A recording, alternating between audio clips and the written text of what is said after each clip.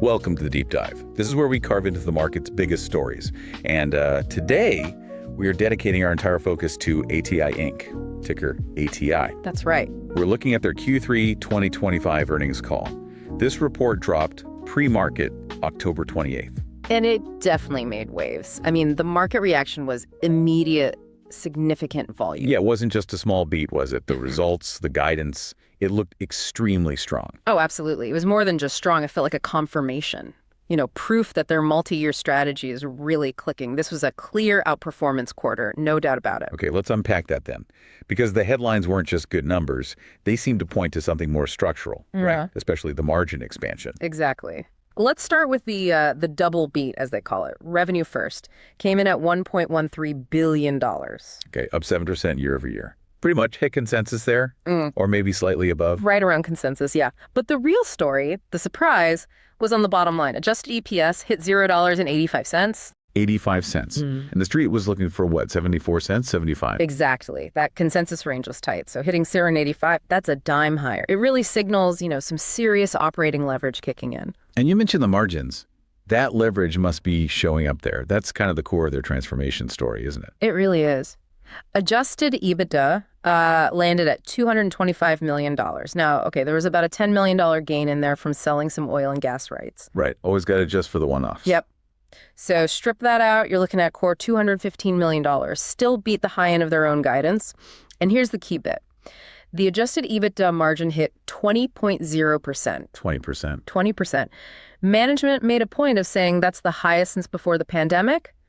And it represents a 230 basis point improvement year over year. Wow. 230 basis points. That doesn't just happen by accident. That feels like the payoff from all that portfolio reshaping and strategic focus they've been talking about. Definitely. That's the strategy bearing fruit. So what did that operational strength mean for cash flow and for shareholders directly? Well, it translated straight into cash. Q3 operating cash flow was strong, $230 million. And this kind of high cash conversion, it directly fuels their capital allocation. Which means buybacks. Big time. They returned $150 million to shareholders just through buybacks in Q3. Just Q3. Just Q3. Brings the year-to-date total return up to $470 million. So they're generating cash, a lot of it, and using it aggressively to shrink the share count. Okay, so strong results, margin expansion driving cash flow, aggressive buybacks. Now let's get into why. Because this seems tied directly to their big pivot towards aerospace and defense. Absolutely. A&D is clearly the engine now. That mix A&D as a percentage of total revenue hit a new record high this quarter, 70%. 70%. Yeah, 70%. That translates to $793 million in revenue just from A&D. And this focus explains why that high-performance materials and components segment, HPMC, is doing so well. Its margins expanded to over 24.2%. Okay, let's break down A&D a bit more. Jet engines first. That revenue grew 19% year over year. Yep, 19% growth. Now makes up 39% of total sales. But, the really interesting data point for long-term stability was buried in the MRO details: maintenance, repair, and overhaul. The MRO piece. Right. What stood out there? Well, MRO now accounts for about 50%, half of their total engine sale. 50%. Isn't that unusually high? Historically, wasn't it more like 20-25% for these kinds of parts? Exactly. It's much higher. And this is a major structural point investors need to get. It reflects this, perfect storm of demand. You've got older planes flying longer, needing more shop visits. Yeah. And at the same time, the newer engines, the LEP, the GTF, they're hitting their first big maintenance cycles. So MRO being 50%, why is that such a big deal for stability? Especially if, say, air travel softens a bit. It's kind of the ultimate hedge, right? MRO demand is, it's not really cyclical, maybe even counter-cyclical sometimes. If an airline can't buy a new plane, they have to maintain the old one. Right. You can't defer critical maintenance indefinitely. Not on engines. And since ATI is often the sole source for these critical high-wear hot section superalloys, that 50% MRO figure, that's basically guaranteed high-margin revenue for decades. You can't easily delay it. You can't substitute it. It makes their whole business model much, much stickier, more resilient. And they have visibility on that, their order book. They do. They confirmed the order book for their proprietary alloys goes out well into mid-2027. So that gives them confidence in continued, double-digit type growth there. We shouldn't just focus on commercial aero, though, right? What about defense? Definitely not. Because while jet engines get the glamour, defense revenue growth was frankly explosive this quarter, up 51% year over year. 51%. 51. And up 36% just from the previous quarter. And it wasn't just one program, it was broad-based strength. So what's driving that? What specific areas? Mainly three things. Naval nuclear programs, components for rotary craft, so helicopters, and then critical missile defense systems. Like PAC-3. Exactly. They specifically mentioned TAD and PAC-3 systems, that's Advanced Tactical Air Defense, and the Patriot interceptors. And importantly, this is now the third year in a row of double-digit defense growth for ATI. They're clearly outpacing overall defense spending growth, meaning they're winning share, significant share. Okay, so the mix shift is working, both commercial and defense firing. That kind of execution points to operational excellence.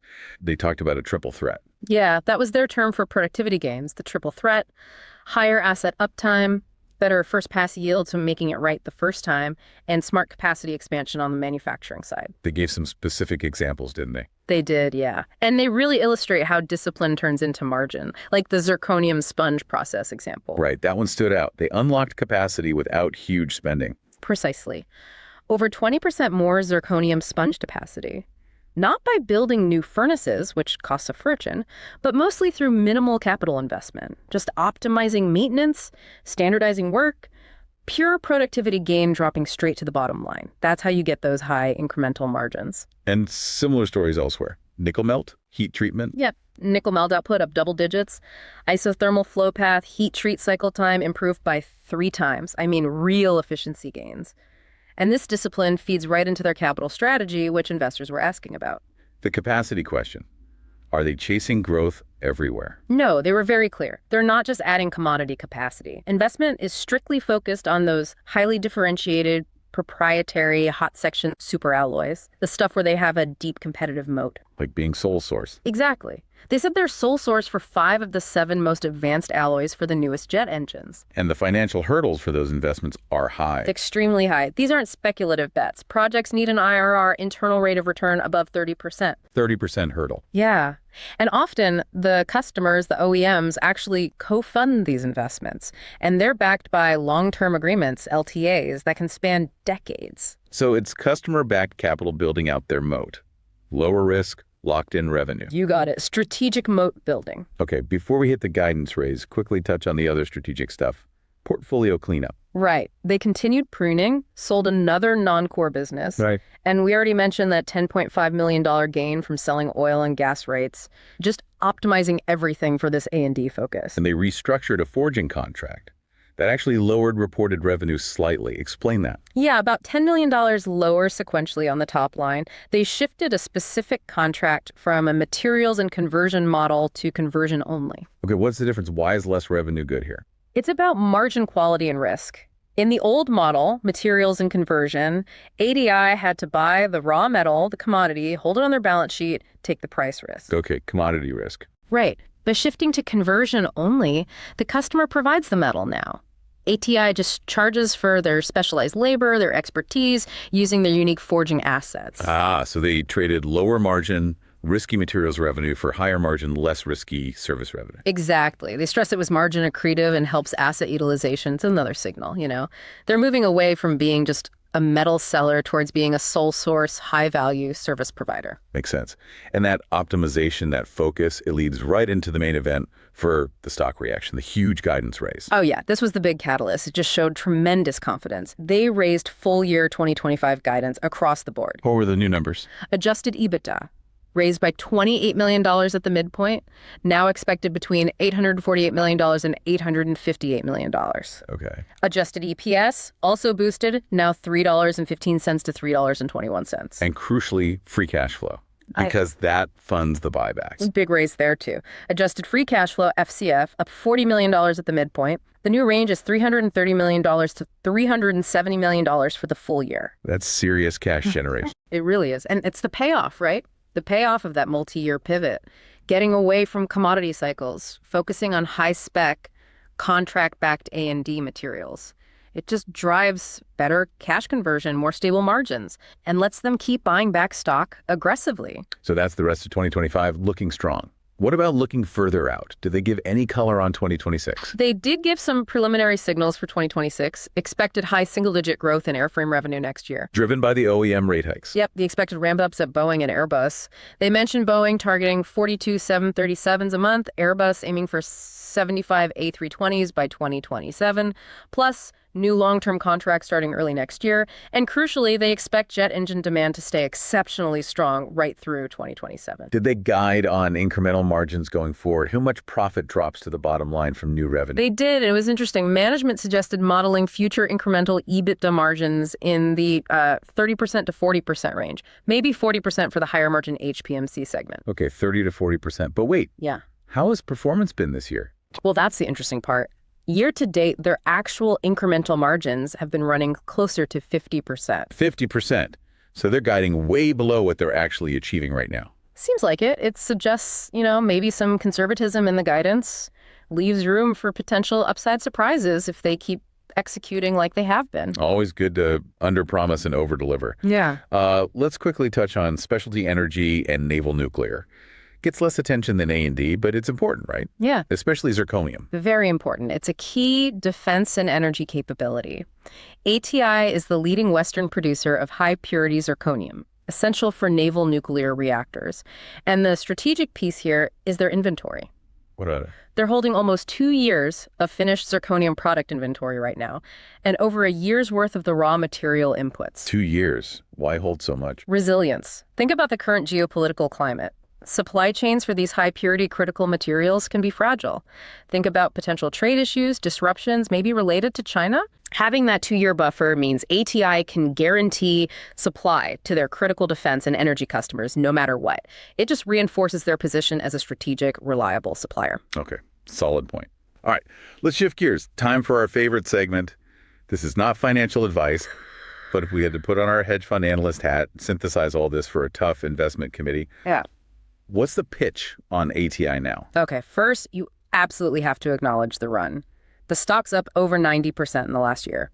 Huge move. So the easy money's gone. The easy money, yeah. Yes. The initial recovery trade is done, but, and this is key, the market's narrative pivot, how it thinks about ATI, that's still incomplete.